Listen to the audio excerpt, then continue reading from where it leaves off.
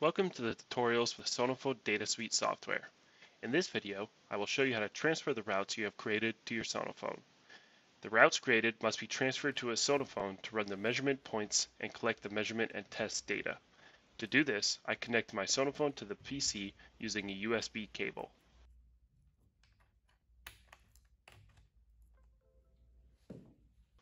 There are two options for transferring the routes. Option 1.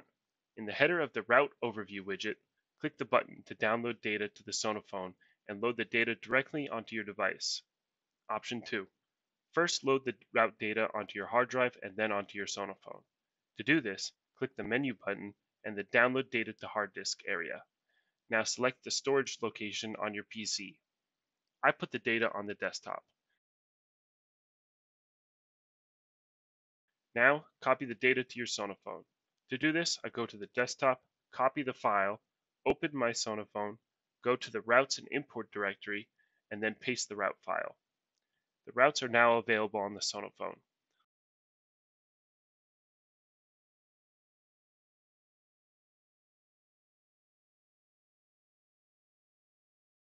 Open the Asset Expert app. The routes will now be imported. I have manually transferred two routes and can start checking the process.